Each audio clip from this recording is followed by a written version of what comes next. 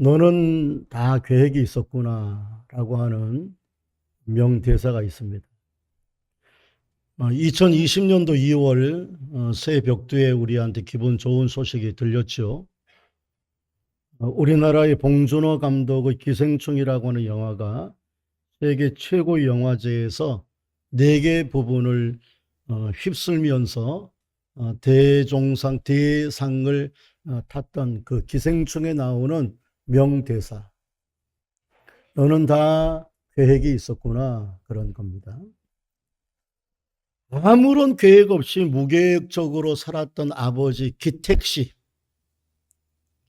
그 기택 씨가 아버지가 물론 잘못된 컴퓨터 조작으로 문서를 위조하고 아주 치밀한 계획 속에서 박사장네 집의 가정교사로, 원래는 대학교를 안 나와서 못 가는데 조작을 해가지고 치밀하게 조작을 해서 그 가정의 가정교사로 들어가는 자기 아들 기우라고 하는 아들을 향하여서 했던 유명한 말. 아들아, 너는 다 계획이 있었구나. 아마 그런 얘기가 우리 시중에서 유명한 그런 대사로 떠돌고 다니는 것을 우리가 알 수 있습니다. 여러분, 어떤 의미에서 그 기생충이라고 하는 영화의 처음부터 마지막까지를 관통하고 있는 키워드, 핵심 단어가 있다면 계획이라고 하는 단어일 겁니다. 그 영화를 보면은 아무런 대처가 한 가장이면서도 아무런 계획이 없이 살아가는 거예요. 닥치는 대로 즉흥적으로 살아가다가 아주 비참한 그 아버지의 무계획 때문에 가정이 아주 고생을 하는 거잖아요. 그런 이제 아버지 기택 씨의 캐릭터와 반대로 아들과 딸 기정, 아들은 기우고 딸 기정, 아주 컴퓨터 조작을 잘 해가지고 없는 졸업증도 다 만들어내어서 박사장네 집에 가정교사로 취직을 해서 거기에서 그나마 기생충 같은 부모와 식구들을 다 먹여 살리는 거예요. 그러니까 계획이 없는 무계획의 아버지의 캐릭터하고 계획적으로 사는 아들과 딸의 캐릭터가 대조를 이루게 하면서 그 이야기의 처음부터 끝까지의 모든 중간을 관통하고 있는 단어가 있다면은 계획이라고 하는 단어. 무계획적으로 사는 사람이 있는가 반면에 계획적으로 사는 사람이 있다. 그리고 그 결과 무계획적으로 살아가는 사람의 아버지 때문에 그 온 식구들이 소위 말하는 개고생을 하는 거잖아요. 반대로 그나마 나쁜 일이지만 그래서는 안 되는 것이지만 치밀한 계획 속에서 그 가정이 어떻게 하면 눌러 살을까 계획을 했던 그 아들과 딸 때문에 기생충이나마 그렇게 살아가는 식구들의 이야기를 다루고 있습니다. 여러분, 여기에 있는 저도 여러분들도 다 세상의 모든 사람들은 다 계획이 있습니다. 우리 여기에 있는 우리 학생들, 청년들도 다 계획이 있어서 공부하는 학생들은 옛날에 방학하면 제일 먼저 했던 게 동그라미 그림표 만들어 가지고 6시부터 7시까지는 산책, 8시부터 뭐 9시까지는 밥 먹고 이런 거 했던 거 다 계획을 짜는 겁니다. 우리 학생들이 그냥 살아가는 것이 아니라 다 학교 공부에 대한 계획, 진학 계획들을 다 세우면서 살아가는 거예요. 얘들 함부로 우리가 얘들 뭐 없이 아니에요. 다 계획적으로 살아가는. 아직 결혼하지 않는 청년들은 자기 나름대로 다 계획을 세우면서 내가 결혼을 위하여서 몇 살 정도에 결혼하기 위해서 내가 얼마 정도의 돈이 필요하는데 어떻게 모을까? 청년 도약 내가 저축을 해야 되겠다. 이런 거 다 얘들이 다 청년들이 계획을 세우며 살아갑니다. 결혼을 해서 얼마 되지 아니하는 젊은 신혼부부들은 어떤 의미에서 우리나라에서는 과제라고 얘기할 수 있는 자가집, 아파트 하나 마련하기 위하여서 치열하게 계획을 세우면서 얼마씩 저축을 하고 어떻게 우리가 재산을 모을 건가 계획을 세웁니다. 가정에서 가사를 일을 하시는 우리 주부들은 콩나물 살 때에도 두부 한 모 살 때에도 그리고 어떤 돈을 지출할 때도 나름대로 다 계획을 사는 것이고, 이제 은퇴를 앞두고 있는 분들이나 은퇴를 하신 분들은 은퇴 이후에 내 노후의 계획을 다 세우면서 살아갑니다. 그러죠? 그렇게 다 살아갑니다.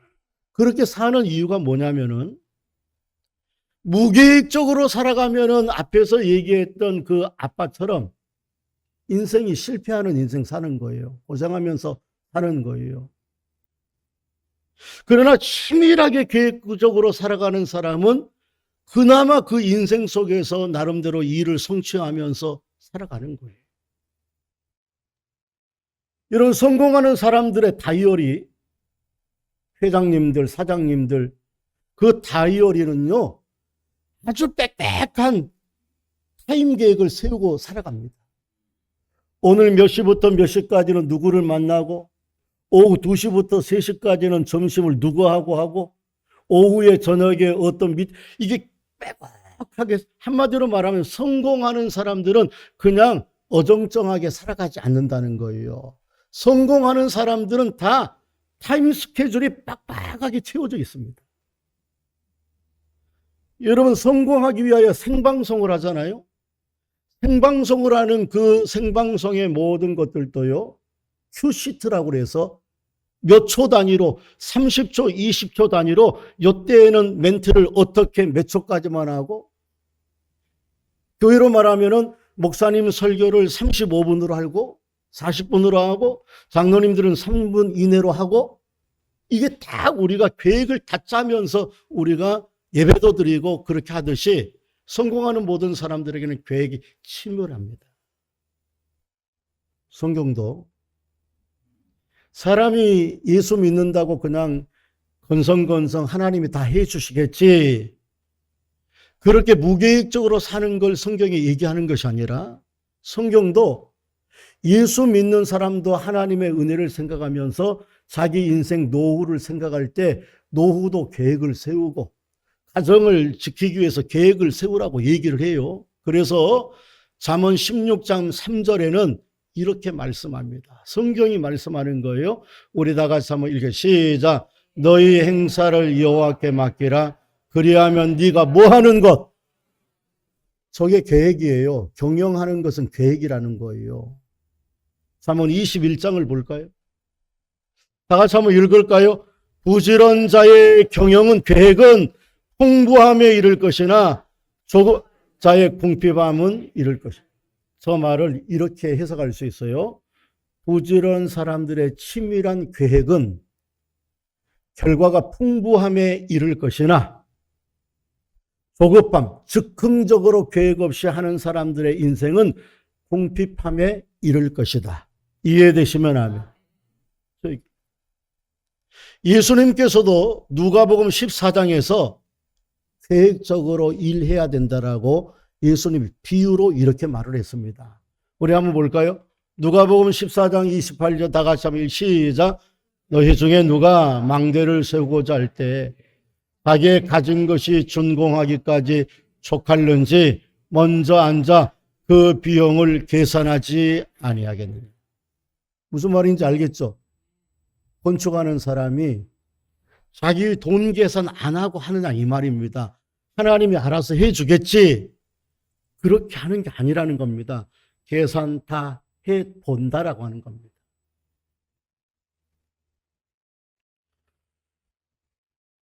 여러분, 우리가 오늘 본문에 있는 말씀을 곰곰이 들여다보면은요, 이 계획에 대한 이야기를 하는 겁니다. 계획. 특별히 오늘 본문에 있는 말씀은 너희가 계획을 세우되 하나님의 뜻에 초점을 맞추어서 계획을 세우라. 아멘이십니까? 계획 세우는 거 너무 좋은 거다. 이제 오늘 본문에 있는 얘기를 우리가 이제 들어가기 전에, 오늘 본문에 있는 이야기는 이렇게 하라라고 하는 야고보 사도의 권면입니다. 너희가 계획을 세워라.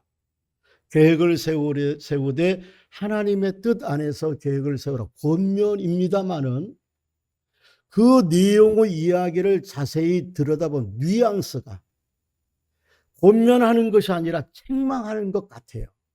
왜냐하면은 만약 너희가 하나님의 뜻을 생각하지 아니하고 계획을 세우는 것은 악한 거야 라고 얘기하면서 우리한테 하나님의 뜻 없이 세우는 계획은 악한 거야 그렇게 말하기 때문에 책망하는 것 같이 들려지게 됩니다.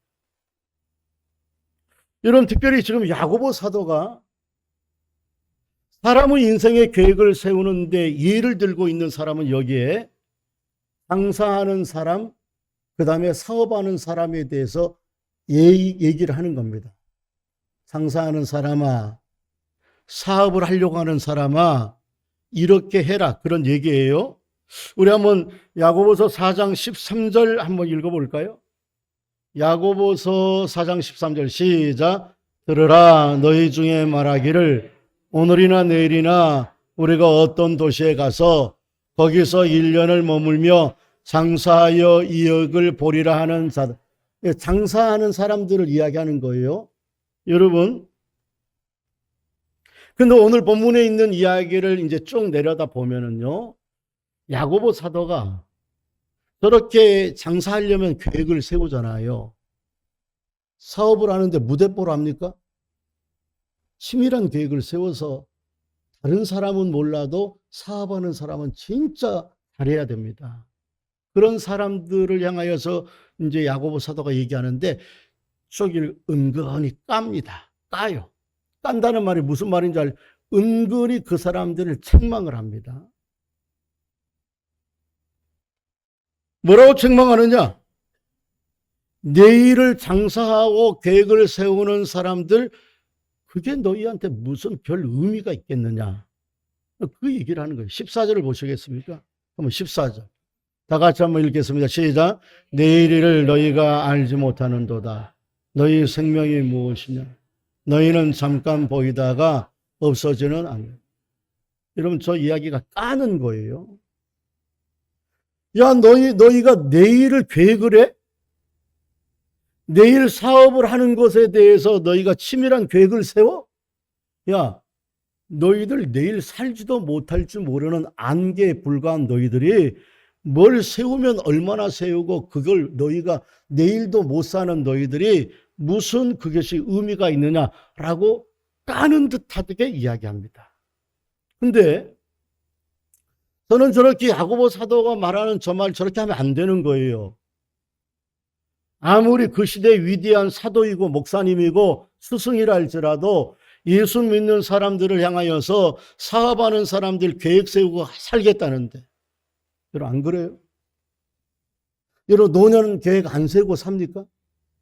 노년에 내가 아플까 봐서 보험을 들어야 되겠다 이런 거 생각 안 합니까? 내가 노년에 잘못하다가는 큰일 나겠다. 내가 노년에 이렇게 살다가 그 노년을 위해서 내가 저축이라도 조금 해야 되겠다. 이런 계획 안 세웁니까? 저도 다 세웁니다. 그러면 그런 야고보 사도가 그런 우리들을 향하여서 잘한다, 잘한다. 성경도 경영하는 것이 사람에게 있지만 그 일을 인도하시는 분 하나님이잖아. 경영해야 된다라고 칭찬해주고 그렇게 해야 된다고 좀 우리한테 위로를 해줘야 되는데 야고보 사도가 이렇게 말하는 거예요. 내일 또 살지 못할 것들이, 내일 무슨 일이 일어날지도 모를 것들이 자기가 다 아는 것처럼 내일을 그렇게 계획을 하면서 사업을 세워? 야, 내가 생각할 때는 너희 그런 거 무의미해. 근데 저는 그렇게 안 생각합니다. 저는 내일을 하루 산다 할지라도, 아니 하루 더 살고 모레 살 수 있잖아요. 아니 한 달간만 산다 할지라도 그래도 내가 의미 있게 살아가려면은 계획 세우고 살아가야 되는 거 아니에요? 여러분 그게 인생의 가치 아닙니까? 여러분 의미 있고 가치 있게 살아가려면은 계획을 세워야 돼요. 그래서 저와 여러분이 잘 알고 있는 스피노자라고 하는 철학자는 내일 지구가 망한다 할지라도 나는 오늘 한 그루의 사과나무를 심겠네. 내일 죽어도, 내일 내가 어떤 일을 당할지 모르고 내가 세웠던 계획이 다 수포로 다닐지라도 나는 그래도 내 인생을 의미 있게 살고 가치 있게 살기 위하여서 나는 한 그루의 사과나무를 심겠다. 여러분 지금 야고보 사도가 지금 비판하는 사람들이 장사하는 사람들의 계획을 비판하는 거예요. 저는 그렇게 생각합니다. 다른 사람은 몰라도 여기 우리 계시는 사업하시는 분들, 장사하시는 분들 계시는데 사업을 하고 장사하시는 분들은 그냥 하루하루 우리의 삶만 살아가는 저와 여러분과는 대조적으로 정말 치밀한 계획, 사업 계획 세워야 됩니다. 안 그러면 나만 망하는 것이 아니라 나하고 같이 생활한 내 종업원들도 망하게 되니까 사업하는 사람들은 정말 치밀한 계획을 살아가야 되는 거예요. 내가 이렇게 사업을 벌리면 이렇게 계속 나가다면 그래야지 요즘과 같은 어려운 시대에 사업하는 사람 그나마 조그만 이익이라도 보고 살아갈 수 있는 겁니다. 만약 생각해 보세요. 만약 사업하는 사람이 자기가 돈을 평생 모았던 3억을 가지고서 사업을 해요. 평생을 직장 생활하면서 한 2억 정도, 2억 5천 정도 내가 이 퇴직금 받았어요. 그리고 지금까지 20년, 30년 하느라고 내가 한 2, 3억 어떻게 잘 모았어요. 한 5억 됐어요.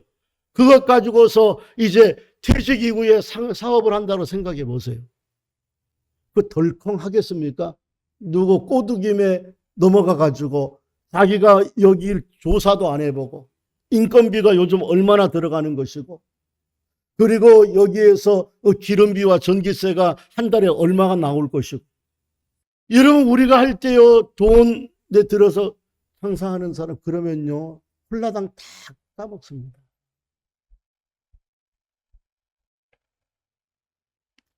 오늘 성경에서는 이렇게 말합니다.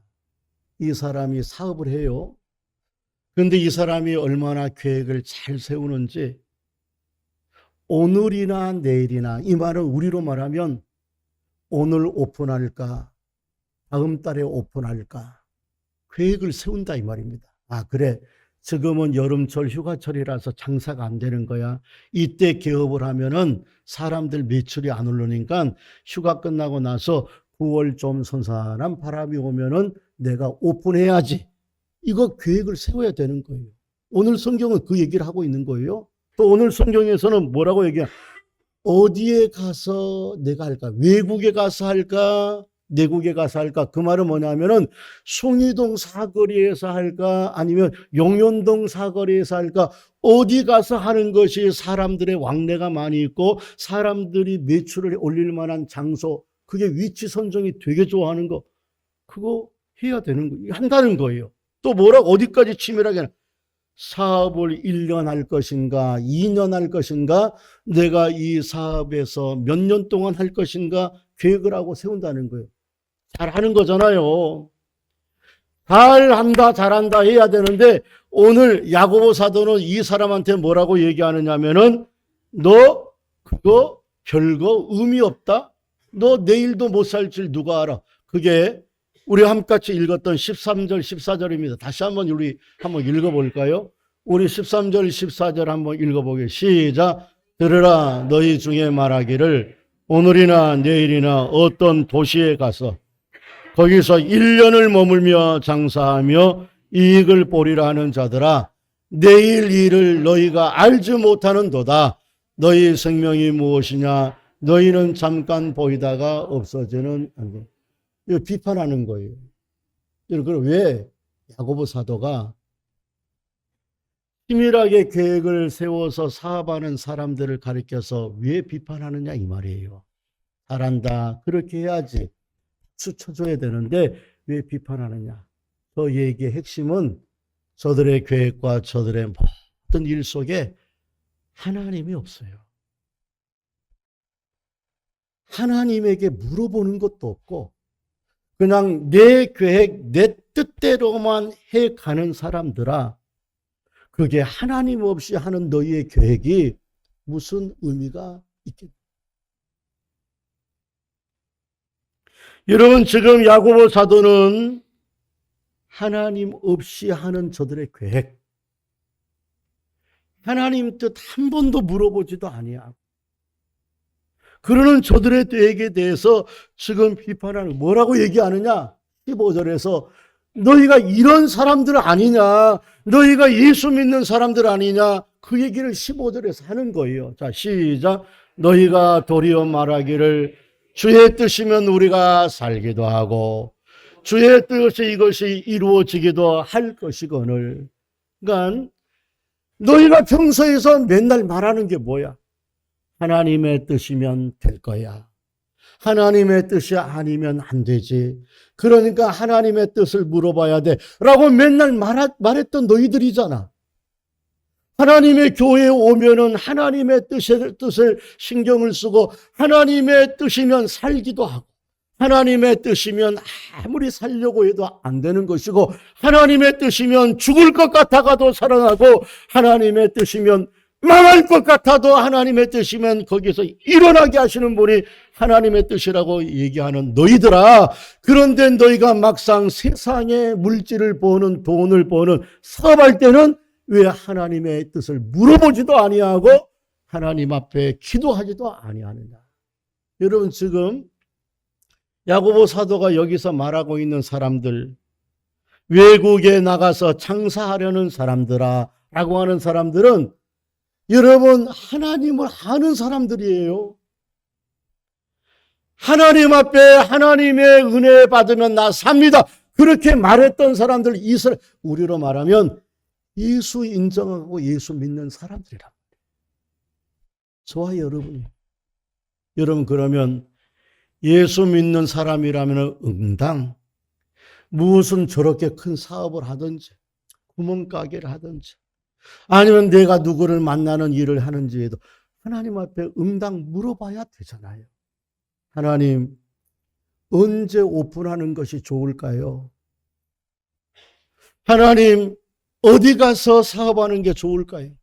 어떤 사업을 하면 좋을까요? 내 생각은 이런데 하나님 마음에 평강을 주시면 내가 그 하나님의 뜻인 줄 알고 할게요. 그런데 내가 기도하면은 자꾸 그것이 걸리면 하나님이 원하는 것 아닌 줄 알고 좀 기다릴게요. 여러분, 예수 믿는 사람이란 하나님, 이 사람하고 결혼을 해야 됩니까? 저 사람하고 결혼을 해야 됩니까? 이 직장을 들어가야 됩니까? 저 직장을 들어가야 됩니까? 라고 하는 예수 믿는 사람이라면 응당 하나님 앞에 물어보는 것이잖아요. 근데 저들은 하나님 앞에 전혀 물어보지를 않습니다.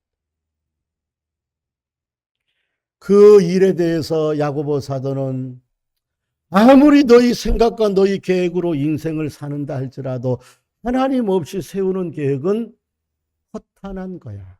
허탄한 거야. 우리 한번 볼까요? 16절. 다 같이 한번 읽겠습니다. 시작. 이제도 너희가 허탄한 사랑을 하니 이러한 사랑은 다 악한 것. 사랑하는 성도 여러분, 조그마한 어떤 일들을 계획을 세울지라도 어떤 곳을 가는 것이라 할지라도 여러분 하나님 앞에 물어보고 하나님의 뜻을 한번 구하고 여러분이 행할 수 있기를 주님의 이름으로 축원합니다. 내 뜻 좋죠. 여러분, 그러면서 야고보 사도는요, 한 가지 더 우리한테 이런 말을 하고 싶은 거예요. 하나님 없는 인생, 하나님 없는 계획이 이루어질까? 제가 한번 물어볼게요. 여러분, 하나님 없이 내 뜻대로, 하나님의 뜻과 상관없이 내 생각과 내 계획대로 사업을 하면 성공할까요? 못할까요? 성공할 수 있을까요? 못할까요? 아니요. 성공할 수 있습니다. 하나님 생각 없이 내 생각으로 하나님 뜻은 물어보지 않고 내 계획 잘 세워서요 성공할 수 있습니다. 사업 대박 날 수 있고요 잘 살 수 있고요. 좋은 사람 만나서 자식 낳고 행복하게 살아갈 수 있습니다.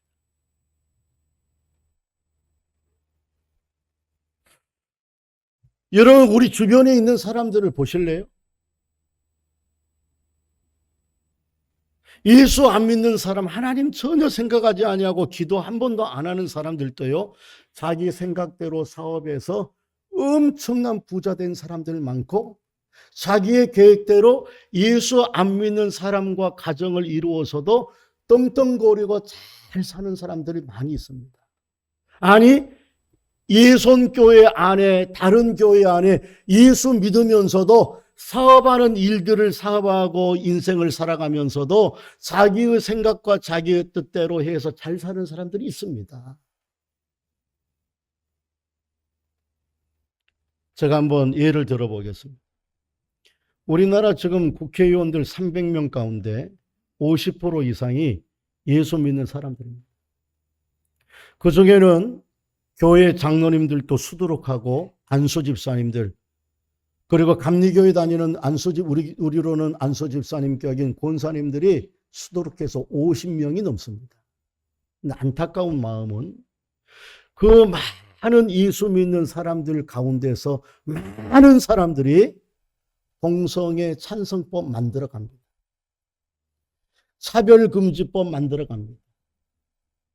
여러분, 저는 그것이 왜 안타깝냐면은 그것은 성경이 아예 까놓고 우리한테 얘기하고 있는 하나님의 뜻 아니라고 얘기를 합니다. 그래서 여호수아한테 가나안 땅에 들어가면서 제일 먼저 했던 명령, 너는 가나안 땅에 점을 치는 사람과 무당과 박수를 쳐 죽이고 거기에 있는 우상과 모든 것들을 제하여 버리고 점치는 자와 그리고 하늘의 뜻을 묻는 점성가들에게 너희들은 다 죽여라. 그렇게 말해요. 그러니까 여러분, 그것은 하나님의 뜻이 아니에요. 로마서 1장에서 아예 처음부터 들어가면서 세상의 사람들이 하나님을 섬기는 것을 잊어버리고 더러운 우상들을 섬기면서 그것을 하나님이라고 얘기하고, 또 심지어는 남자와 남자가 동성 연애하고 여자와 여자가 동성을 연애하고, 심지어는 사람이 동물과 수관을 하는 일들, 이것들 다 더러워 죽이고 하지 말라.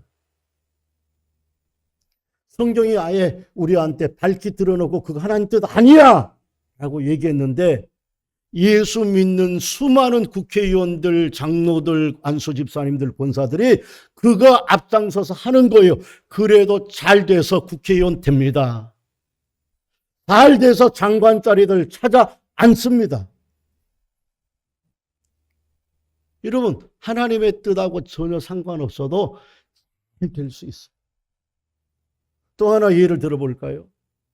우리나라 역대 대통령 가운데 하나님이 아닌 우상과 무당 찾아가고 무슨 도사들 찾아가서 대통령 된 사람들 많이 있고, 국회의원들 가운데서 점쟁이들 찾아가서 내가 국회의원 될 것 같습니까? 어떻게 할까? 이런 사람들, 예수 믿는 사람들 가운데서도 많았어요.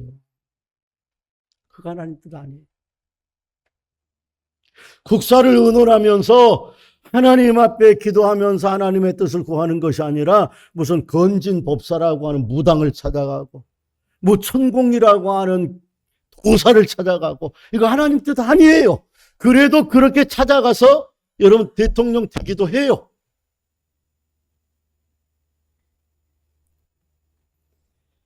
여러분, 근데 사도 야고보 사도와 그리고 그 말씀을 제가 전하는 저도 여러분한테 전하고 싶은 말은 이거예요.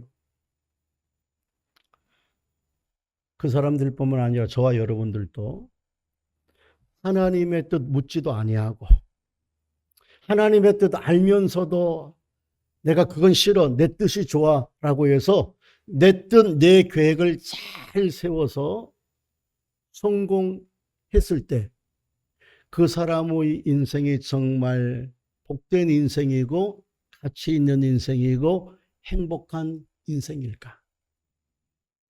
오늘 성경은 야고보 사도를 통하여서 성공은 성공이고 행복한 것처럼 보이지만 너희들 그것 때문에 슬피 울어야 될 거야. 그렇게 얘기하는 거예요. 우리 한번 야고보서 5장으로 넘어가서 1절, 2절입니다. 야고보서 5장 1절, 2절 다 같이 한번 읽겠습니다. 시작. 들으라 부한 자들아, 너에게 임할 고생으로 말미암아 울고 통곡하라. 너희 재물은 썩었고 너희 옷은 좀 먹었으며. 너희 재물은 이렇게 말하잖아요. 너희 재물이라고 하는 것은 어떤 재물을, 너희 재물을 쌓은 들으라 그렇게 말하잖아요. 들으라 부한 자들아 그렇게 말하죠. 거기서 말하는 들으라 부한 자들은 하나님 뜻 없이 성공해서 잘 사는 사람들한테 하는 말이에요. 무슨 말인지 이해 가세요? 하나님 뜻 없이도 자기 뜻만으로 성공해서 잘 사는 사람들아, 뭐라고 얘기나? 통곡하고 울라. 잘 사는데 야고보 사도는 잘 사는 사람들한테 너희 통곡하고 울으라. 왜냐하면은 너희의 그것들은 다 썩었고, 그리고 너희에게 임할 1절 보실래요? 너희에게 임할 고생으로, 이 고생이라고 하는 헬라어 원어의 뜻은 뭐냐면 근심 걱정. 돈은 많이 얻었어요. 대통령도 되고 장관도 됐어요. 성공했어요. 근데 그것이 너희의 인생의 기쁨과 즐거움이 되는 것이 아니라 너희들 그것 때문에 너희들 통곡하게 될 거야. 왜? 근심 걱정이 많으니까. 그러면서 한 걸음 더 나가서 아주 무서운 말을 합니다. 3절입니다. 3절 아주 무서운 말을 합니다. 5장 3절 다 같이 시작. 너희 금과 은은 녹이 슬었으니 이 녹이 너희에게 증거가 되며 이 일 밝아 너희가 살을 먹으리라. 너희가 말세의 재물을, 그들이 쌓아 올린 재물과 쌓아 올린 모든 돈들이 어느 순간에 녹슬어서 근심거리가 찾아오는데 그 녹슨 그 성공 때문에 너희들의 인생 살 파먹어 들어갈 거야. 성공했다 이 말이에요. 행복하게 보여요. 잘 사는 것 같아 보여요. 그런데 때가 되면 그것이 다 녹이 슬어서 그 녹슨 것, 그것 때문에 차라리 이루지 않았다면 너희들이 인생 파먹어, 조미 파먹어 들어가는 썩어지는 인생 안 될 건데 너희가 그것이 증거가 되어서 그 성공이 너희의 인생을 파먹어 들어갈 거야. 그러니까 하나님 없이 세워진 그 계획과 성공이 행복한 성공이 아니라 나중에는 그것 때문에 너희가 수치를 당할 거예요. 여러분 우리가 보잖아요. 대통령 안 됐으면 저 비참한 곳에서 창피한 일 안 당하는 거잖아요. 무당하게 안 찾아가고 누구 어떤 건진법사에게 안 찾아가면 그러잖아요. 아니 지금 힘있게 정권을 잡아서 떵떵거리는 사람들도 마찬가지예요. 자기네들이 지금은 이렇게 힘이 있고 행복한 것 같지만 하나님 뜻대로 행하지 않고 차별금지법 통과시키고 동성애법 통과시키고 하나님 앞에서 거짓된 것 행하게 되면 때가 되면 저 성공이 저들의 인생을 좀먹는 인생 될 거예요. 사랑하는 성도 여러분, 우리에게 하는 말씀이잖아요. 저와 여러분이 하나님한테 물어보지도 않고 하나님의 뜻도 상관없이 하고 대학 갔어요. 대학 가서 좋은 대학 가서 성공한 것 같아요. 그러나 그 성공이 내 인생을 좀먹는 성공이 될 거라는 거예요. 내가 하나님 뜻과 상관이 없이 내가 돈 많이 벌었어요. 사업에 성공했어요. 그래서 그것이 너무너무 행복하고 참된 기쁨과 성공인 것 같지만 아니라는 거예요. 하나님의 뜻 없이 행하는 그 모든 쌓아둔 것, 나중에 그것이 너희에게 인생 갉아먹고 자식들 무너지게 하는 것이라. 왜? 말세가 될수록 하나님의 뜻을 쌓아야 두어야 되는데 하나님의 뜻을 쌓아두는 것이 아니라 너희의 성공한 그 하나님 없는 너희의 물질을 쌓아두고 있지 않느냐. 하나님이 너희에게 물질의 은혜를 베풀어 주신 것은 그 물질을 통하여 흘러보내어서 복음과 사랑과 이웃에게 복되게 하는 요셉과 같은 인생, 다니엘과 같은 인생이 되기를 원하시는데 너희가 그 성공한 것 가지고서 흘려보내는 것이 아니라 주구장창 내 인생, 내 영혼아 살자라고 얘기하는 그거, 하나님이 그것이 어찌 기쁨이 되겠느냐. 내게 하나님께서 은혜를 줘서 권력을 줬어요.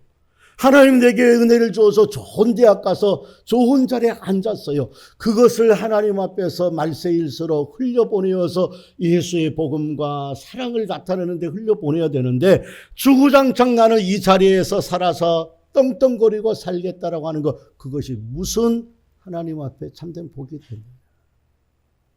여러분, 사무엘상 15장에 보면은 사울 왕이 아말렉과의 전쟁에서 대승을 거두는 얘기가 나옵니다.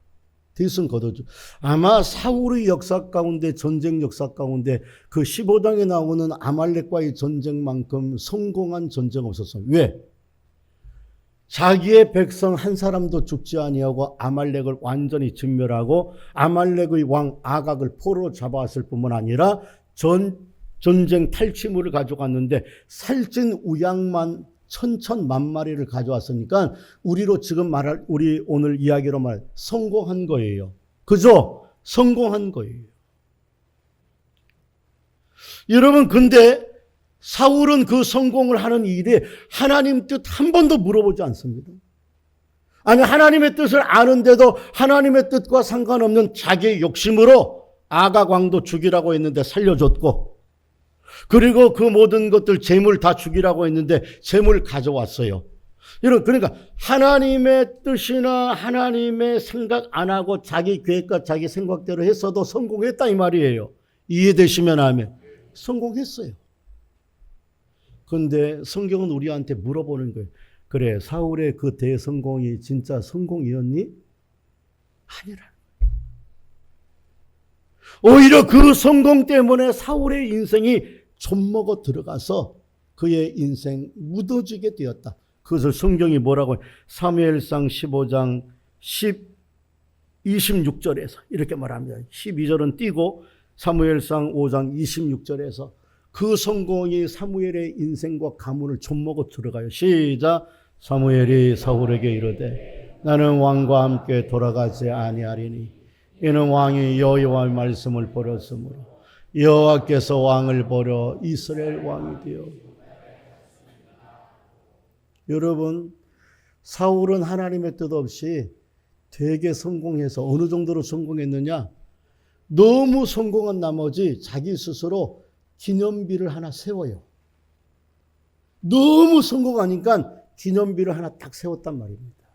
근데 그 기념비 때문에 사무엘 선지자가 누군가서 길갈에 있는 사무엘에게 말하 이르되 사무엘에게 말하되 사울이 아말렉 전투에서 대승을 거두어서 그 곳에다가 기념비를 세우셨나이다. 그 소리를 듣고 그 기념비 때문에 사무엘이 가서 이 말을 하는 거예요. 누가복음 12장에는 예수님이 하나님 없이 성공한 인생 성공 아니다 라고 하는 것을 비유로 말해주는 어리석은 부자 이야기가 등장을 합니다. 이 사람 그날 그해 성공했습니다. 농사 얼마나 풍년 성공이 들었는지 곡간을 채워두고도 채울 수 없는 그 많은 곡식을 위해서 곡간을 또 짓고 또 짓고 성공, 그 정도 성공하면 대단한 거죠. 그래서 그가 뭐라고 얘기하느냐? 19절 한번 이렇게 말하는 거예요. 성공하거나 시작. 또 내가 내 영혼에게 이르되 영혼아 여러 해 쓸 물건을 많이 쌓아두었으니 평안히 쉬고 먹고 가시고 즐거워.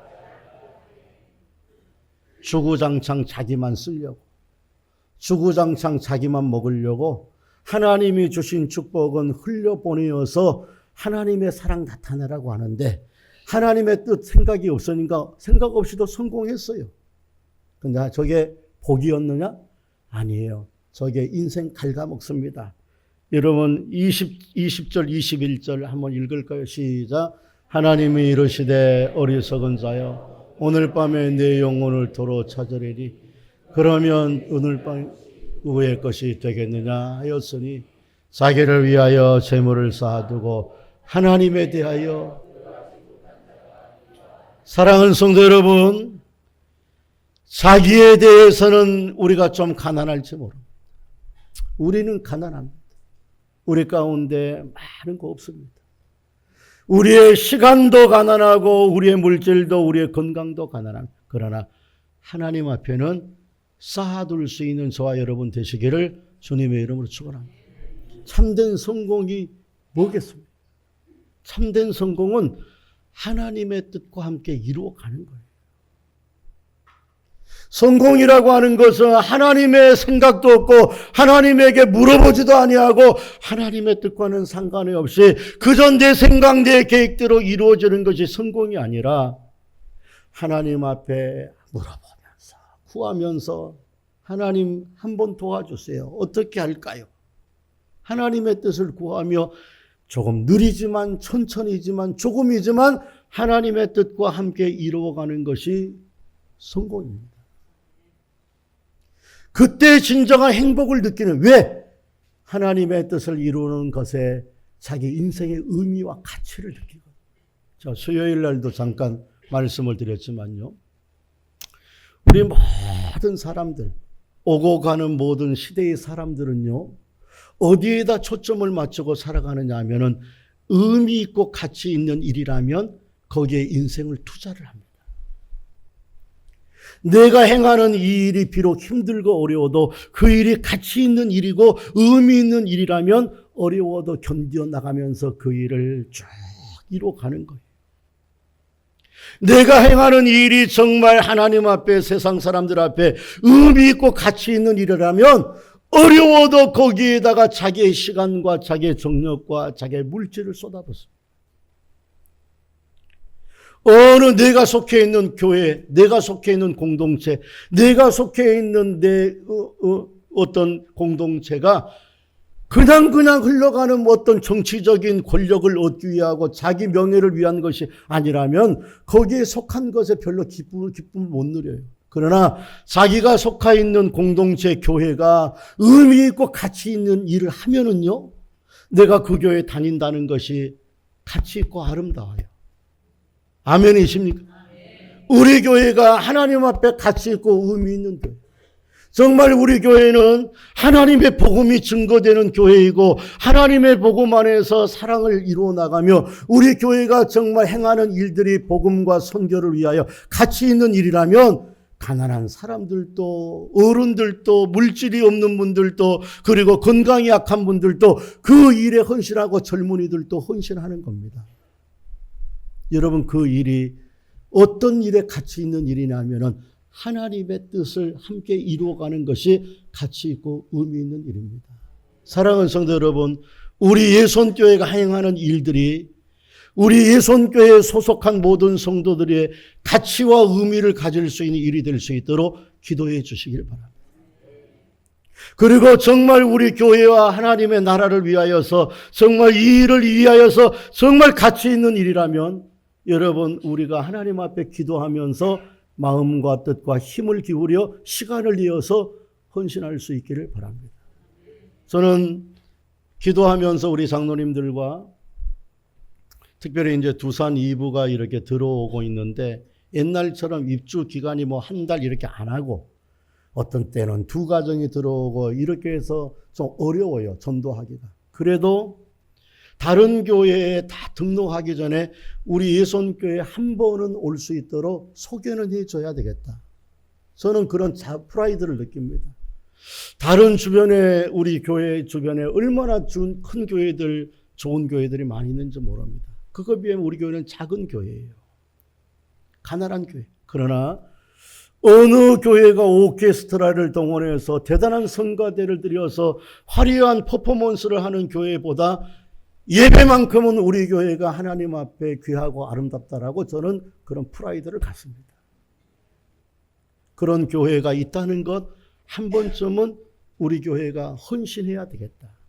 좀 더운 여름이지만은 우리가 물품을 지금 준비하고 있습니다. 수백만 원을 들여서 우리가 물품을 준비하고 있는데 다른 때는 못 나오지만 토요일 날 우리가 한번 힘들어도 나와서 우리가 전도를 몇 달 동안 꾸준하게 하자. 그리고 또 40주년을 위하여서 또 우리가 기도하면서 또 교회의 부흥을 꿈꾸자. 그런 마음으로 준비하고 있습니다. 여러분 가치 있는 일이지 않습니까? 여러분 저와 여러분이 하나님 앞에서 계획을 세우며 인생을 살아갈 때에도 여러분 꼭 하나님 앞에 물어보시기를 바랍니다. 꼭 도와주기를 구하시기를 바랍니다. 성경은 뭐라고 얘기하느냐? 사람에게 경영은 있어도 그 말의 응답은 여호와로 말미암다. 사람이 제비를 뽑고 사람이 준비하지만 그 길을 인도하시는 분은 하나님이시다. 너의 모든 행사를 주께 맡기라. 너의 계획을 맡기라. 계획이 있어. 맡겨라. 그리하면 그가 너의 길을 지도하시리라. 여러분 이 믿음 가지고 저와 여러분 학생들도 또 목회인자인 저도 여러분들도 모든 일에 여러분 하나님 앞에 물어보면서 믿음으로 승리하는 저와 여러분 되시기를 주님의 이름으로 축원합니다.